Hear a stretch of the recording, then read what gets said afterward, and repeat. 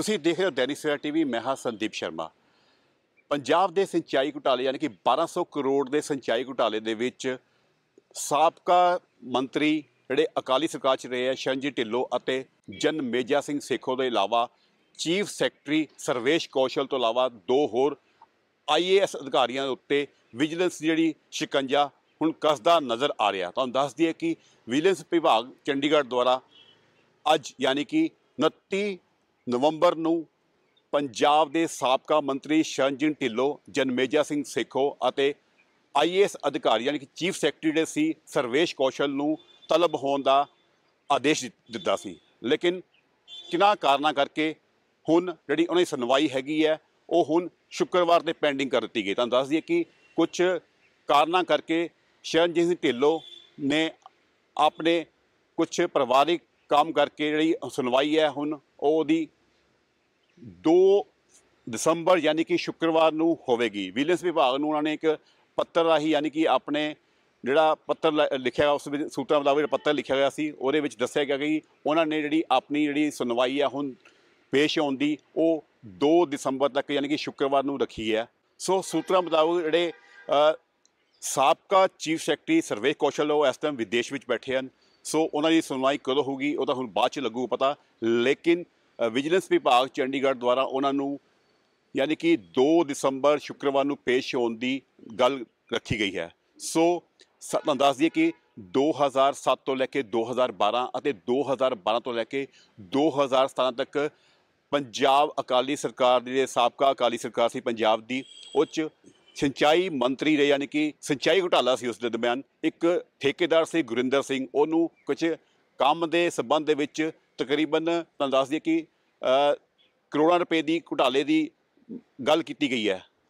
ਤੋ ਇਸ ਮਾਮਲੇ ਸੰਬੰਧੀ ਜਿਹੜਾ ਵਿਜੀਲੈਂਸ ਵਿਭਾਗ ਦੁਆਰਾ ਪੰਜਾਬ ਸਰਕਾਰ ਤੋਂ ਹੁਕਮ ਦੇ ਬਾਅਦ ਇਸ ਜਿਹੜੇ ਮੰਤਰੀ ਸੀ ਜਿਹੜੇ 2 ਮੰਤਰੀ ਹੈ ਜਨਮੇਜਾ ਸਿੰਘ ਸੇਖੋਂ ਅਤੇ ਸ਼ਰਨਜੀਤ ਢਿੱਲੋਂ ਤੋਂ ਇਲਾਵਾ IAS ਸਾਬਕਾ ਚੀਫ ਸੈਕਟਰੀ ਸਰਵੇਸ਼ ਕੌਸ਼ਲ ਤੋਂ ਇਲਾਵਾ 2 ਹੋਰ ਚੀਫ ਸੈਕਟਰੀ ਜਿਹੜੇ ਸੀ KBS ਸਿੱਧੂ ਅਤੇ KS ਪੰਨੂ ਨੂੰ ਵੀ ਵਿਜੀਲੈਂਸ ਵਿਭਾਗ ਦੇ ਵਿੱਚ ਪੇਸ਼ ਹੋਣ ਦੇ ਆਦੇਸ਼ ਜਾਰੀ ਕੀਤੇ ਗਏ ਹੈ। ਸੋ ਹੁਣ ਇਹਨਾਂ ਦੀ ਜਿਹੜੀ ਸੁਣਵਾਈ ਹੈਗੀ ਆ ਉਹ 2 ਦਸੰਬਰ ਨੂੰ ਹੋਵੇਗੀ। ਤੁਹਾਨੂੰ ਦੱਸ ਦਈਏ ਕਿ 2007 ਤੋਂ ਲੈ ਕੇ 2007 ਤੱਕ ਜਿਹੜਾ ਸਿੰਚਾਈ ਘੁਟਾਲਾ ਪੰਜਾਬ ਦੀ ਸਰਕਾਰ ਉਸ ਟਾਈਮ ਜਿਹੜੀ ਅਕਾਲੀ ਸਰਕਾਰ ਸੀ ਉਸ ਟਾਈਮ ਹੋਇਆ ਸੀ ਤੋ ਉਸ ਦੇ ਪਰਦੇ ਹੁਣ ਖੁੱਲ੍ਹਦੇ ਨਜ਼ਰ ਆ ਰਹੇ ਆ। ਤੋ ਇਹਨਾਂ ਮੰਤਰੀਆਂ ਦੀ ਜਿਹੜੇ ਸਾਬਕਾ ਮੰਤਰੀ ਸੀ ਜਨਮੇਜਾ ਸਿੰਘ ਸੇਖੋਂ ਤੋਂ ਇਲਾਵਾ ਜਿਹੜੇ ਸ਼ਰਨਜੀਤ ਢਿੱਲੋਂ ਹੈ ਔਰ ਸਰਵੇਸ਼ ਕੌਸ਼ਲ ਜਿਹੜੇ ਚੀਫ ਸੈਕਟਰੀ ਸੀ ਉਹਨਾਂ ਦੇ ਜਿਹੜਾ ਵਿਜੀਲੈਂਸ ਵਿਭਾਗ ਦਾ ਸ਼ਿਕੰਜਾ ਹੁਣ ਦਿਨ ਪਰ ਦਿਨ ਕੱਸਦਾ ਨਜ਼ਰ ਆ ਰਿਹਾ। ਤਾਂ ਤੁਹਾਨੂੰ ਦੱਸ ਦਈਏ ਕਿ ਉਸ ਟਾਈਮ ਦੇ ਵਿੱਚ ਇੱਕ ਠੇਕੇਦਾਰ ਸੀ ਗੁਰਿੰਦਰ ਸਿੰਘ ਜਿਹਨੂੰ ਤਕਰੀਬਨ 21 ਕਰੋੜ ਰੁਪਏ यानी कि 21 ਕਰੋੜ ਰੁਪਏ ਦੀ ਜਿਹੜੀ ਟੈਂਡਰ ਲਗਾਉਣ ਵਾਸਤੇ ਕੰਮ ਦੇਣ ਵਾਸਤੇ ਉਹਨੂੰ ਜਿਹੜੇ ਉਹਨੇ ਦੱਸੇ ਸੀ ਵੀ ਵਿਜੀਲੈਂਸ ਵਿਭਾਗ ਨੂੰ ਵੀ ਇਹਨਾਂ 'ਤੇ 21 ਕਰੋੜ ਰੁਪਏ ਦੀ ਮੰਗ ਕੀਤੀ ਗਈ ਸੀ ਇਹਨਾਂ ਮੰਤਰੀਆਂ ਅਤੇ 3 IAS ਅਧਿਕਾਰੀਆਂ ਵੱਲੋਂ। ਸੋ ਗੁਰਿੰਦਰ ਸਿੰਘ ਜਿਹੜਾ ਠੇਕੇਦਾਰ ਸੀ ਉਹ ਕਾਫੀ ਪੁਰਾਣਾ ਚਰਚਿਤ ਨਾਮ ਹੈਗਾ ਸਿੰਚਾਈ ਵਿਭਾਗ ਦੇ ਵਿੱਚ। ਕਾਫੀ ਜਿਹੜੇ ਠੇਕੇ ਹੈ ਇਹੀ ਗੁਰਿੰਦਰ ਸਿੰਘ ਠੇਕੇਦਾਰੀ ਲੈਂਦਾ ਹੈ ਔਰ ਗੁਰਿੰਦਰ ਸਿੰਘ ਦੀ ਜਿਹੜੀ ਗੱਲਬਾਤ ਹੈਗੀ ਜਿਹੜੀ ਪੈਠ ਹੈਗੀ ਆ ਉਹ ਇਰੀਗੇਸ਼ਨ ਡਿਪਾਰਟਮੈਂਟ ਦੇ ਵਿੱਚ ਮਤਲਬ ਕਿ ਨਿਚਲੇ ਅਧਿਕਾਰੀਆਂ ਨੂੰ ਲੈ ਕੇ ਵੱਡੇ ਅਧਿਕਾਰੀਆਂ ਤੱਕ ਕਾਫੀ ਪਹੁੰਚ ਹੈਗੀ। ਸੋ ਹਮੇਸ਼ਾ ਜਿਹੜੇ ਸਰਕਾਰੀ ਜਿਹੜੇ ਟੈਂਡਰ ਹੁੰਦੇ ਆ ਉਹ ਠੇਕੇਦਾਰ ਗੁਰਿੰਦਰ ਸਿੰਘ ਨੂੰ ਜ਼ਿਆਦਾਤਰ ਮਿਲਦੇ ਹੈ। ਸੋ 21 ਕਰੋੜ ਰੁਪਏ ਉਸ ਟਾਈਮ ਜਿਹੜੀ ਪੇਸ਼ਕਸ਼ ਕੀਤੀ ਗਈ ਸੀ ਮੰਤਰੀਆਂ ਵੱਲੋਂ ਉਹਨਾਂ ਜਿਹੜਾ ਸੂਤਰਾਂ ਮੁਤਾਬਕ ਉਹਨਾਂ ਨੇ ਦੱਸਿਆ ਗੁਰਿੰਦਰ ਸਿੰਘ ਨੇ ਜਿਹੜਾ ਵਿਜੀਲੈਂਸ ਵਿਭਾਗ ਨੂੰ ਦੱਸਿਆ ਸੀ ਕਿ 21 ਕਰੋੜ ਦੀ ਇਹਨਾਂ ਨੇ ਮੰਗ ਕੀਤੀ ਗਈ ਸੀ ਉਸ ਟਾਈਮ ਦੀ ਪੇਸ਼ਕਸ਼ ਕੀਤੀ ਗਈ ਸੀ ਵੀ ਟੈਂਡਰ ਦਾ ਕੰਮ ਦਿਵਾਉਣ ਵਾਸਤੇ ਸਿੰਚਾਈ ਵਿਭਾਗ ਵਾਸਤੇ। ਤੋ ਇਸ ਸਮੇਂ ਜਿਹੜੇ ਵਿਜੀਲੈਂਸ ਵਿਭਾਗ ਵੱਲੋਂ ਪੰਜਾਬ ਦੀ ਵਿਜੀਲੈਂਸ ਵਿਭਾਗ ਵੱਲੋਂ ਸਾਬਕਾ ਮੰਤਰੀ ਸ਼ਰਨਜੀਤ ਢਿੱਲੋਂ ਅਤੇ ਜਨਮੇਜਾ ਸਿੰਘ ਸੇਖੋਂ ਉਸ ਤੋਂ ਇਲਾਵਾ ਚੀਫ ਸੈਕਟਰੀ ਸੀ ਇਹਨਾਂ ਦੇ ਅਕਾਲੀ ਸਰਕਾਰ ਵੱਲੇ ਅਤੇ ਸਰਵੇਸ਼ ਕੌਸ਼ਲ ਜੋ ਇਸ ਟਾਈਮ ਸੂਤਰਾਂ ਮੁਤਾਬਕ ਇਸ ਟਾਈਮ ਵਿਦੇਸ਼ 'ਚ ਬੈਠੇ ਆ। ਇਸ ਤੋਂ ਇਲਾਵਾ 2 ਹੋਰ ਜਿਹੜੇ ਚੀਫ ਅਧਿਕਾਰੀ ਸੀ ਉਹਨਾਂ ਦੇ ਉੱਪਰ ਵੀ ਜਿਹੜੇ ਚੀਫ ਸੈਕਟਰੀ ਸੀ ਉਹਨਾਂ ਦੇ ਉੱਤੇ ਵੀ ਜਿਹੜੀ ਵਿਜੀਲੈਂਸ ਦੀ ਗਾਜ ਹੁਣ ਕੁਛ ਦਿਨਾਂ 'ਚ ਗਿਰਨ ਵਾਲੀ ਆ। ਸੋ ਵਿਜੀਲੈਂਸ ਦਾ ਸ਼ਿਕੰਜਾ ਇਹਨਾਂ ਦਿਨਾਂ ਪਰ ਦਿਨ ਕੱਸਦਾ ਜਾ ਰਿਹਾ ਹੈਗਾ। ਤੋ ਇਹਨਾਂ ਨੂੰ ਹੁਣ 2 ਦਸੰਬਰ यानी कि ਸ਼ੁੱਕਰਵਾਰ ਪੇਸ਼ ਹੋਣ ਦੇ ਆਦੇਸ਼ ਜਾਰੀ ਹੋਏ ਆ।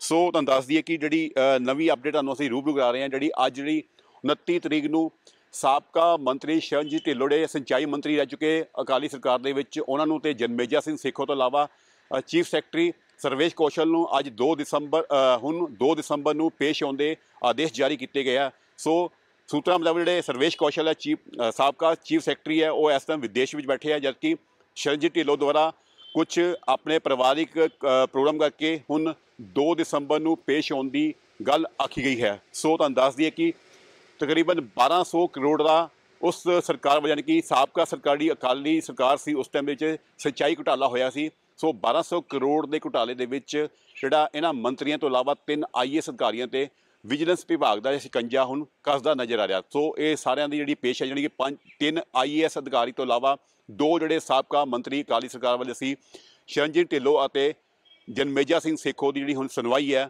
ਉਹ 2 ਦਸੰਬਰ ਯਾਨੀ ਕਿ ਸ਼ੁੱਕਰਵਾਰ ਨੂੰ ਚੰਡੀਗੜ੍ਹ ਵਿਜੀਲੈਂਸ ਵਿਭਾਗ ਵਿੱਚ ਪੇਸ਼ ਹੋਣ ਦੇ ਆਦੇਸ਼ ਹੁਣ ਜਾਰੀ ਕੀਤੇ ਗਏ ਹਨ। ਸੋ ਤੁਹਾਨੂੰ ਦੱਸ ਦਈਏ ਕਿ ਤਕਰੀਬਨ 21 ਕਰੋੜ ਦੀ ਜਿਹੜੀ ਗੁਰਿੰਦਰ ਸਿੰਘ ਠੇਕੇਦਾਰ ਕਿਹਾ ਜਾਂਦਾ ਹੈ ਵੀ ਗੁਰਿੰਦਰ ਸਿੰਘ ਠੇਕੇਦਾਰ ਵੱਲੋਂ ਵਿਜੀਲੈਂਸ ਵਿਭਾਗ ਨੂੰ 2 ਮੰਤਰੀਆਂ ਤੋਂ ਇਲਾਵਾ 3 IAS ਅਧਿਕਾਰੀਆਂ ਦੀ ਵੀ ਗੱਲ ਕਹੀ ਗਈ ਸੀ ਵੀ 21 ਕਰੋੜ ਦੀ ਜਿਹੜੀ ਉਹਨਾਂ ਨੂੰ ਕੰਮ ਦੇ ਬਦਲੇ ਉਹਨਾਂ ਨੂੰ ਜਿਹੜੀ ਰਿਸ਼ਵਤ ਮੰਗੀ ਗਈ ਆ। ਤੋਂ ਪੰਜਾਬ ਸਰਕਾਰ ਦੁਆਰਾ ਇਹਨਾਂ ਸਾਬਕਾ ਮੰਤਰੀਆਂ ਅਤੇ ਅਧਿਕਾਰੀਆਂ ਉੱਤੇ ਜਾਂਚ ਕਰਨ ਦੀ ਆਦੇਸ਼ ਜਿਹੜੇ ਉਹਨਾਂ ਨੇ ਦਿੱਤੇ ਸੀ। ਸੋ ਵਿਜੀਲੈਂਸ ਵਿਭਾਗ ਦੁਆਰਾ ਅੱਜ ਅੱਜ 29 ਨਵੰਬਰ ਨੂੰ ਅੱਜ 29 ਨਵੰਬਰ ਨੂੰ ਜਿਹੜੀ ਉਹਨਾਂ ਦੀ ਪੇਸ਼ੀ ਸੀ ਉਹ ਕੁਝ ਕਾਰਨਾਂ ਕਰਕੇ 2 ਦਸੰਬਰ ਯਾਨੀ ਕਿ ਸ਼ੁੱਕਰਵਾਰ ਨੂੰ ਹੁਣ ਪੇਸ਼ੀ ਹੋਏਗੀ ਵਿਜੀਲੈਂਸ ਵਿਭਾਗ ਦੀ। ਦੋਨੇ ਮੰਤਰੀ ਯਾਨੀ ਜਿਹੜੇ ਜਨਮੇਜਾ ਸਿੰਘ ਸੇਖੋਂ ਅਤੇ ਸ਼ਰਨਜੀਤ ਢਿੱਲੋਂ, ਸਭ ਤੋਂ ਪਹਿਲਾਂ ਵਿਜੀਲੈਂਸ ਵਿਭਾਗ ਦੁਆਰਾ ਜਿਹੜੇ ਸਾਬਕਾ ਮੰਤਰੀ ਸੀ ਸਿੰਚਾਈ ਮੰਤਰੀ ਜਿਹੜੇ ਸ਼ਰਨਜੀਤ ਢਿੱਲੋਂ ਵੱਲ ਲੁਧਿਆਣੇ ਤੋਂ ਸਾਹਨੇਵਾਲ ਤੋਂ ਹੈਗੇ ਆ, ਉਹਨਾਂ ਦੀ ਜਿਹੜੀ ਪੇਸ਼ੀ ਆ ਉਹ 2 ਦਸੰਬਰ ਨੂੰ ਯਾਨੀ ਕਿ ਸ਼ੁੱਕਰਵਾਰ ਹੋਗੀ। ਇਸ ਤੋਂ ਇਲਾਵਾ ਸਰਵੇਸ਼ ਕੌਸ਼ਲ ਜਿਹੜੇ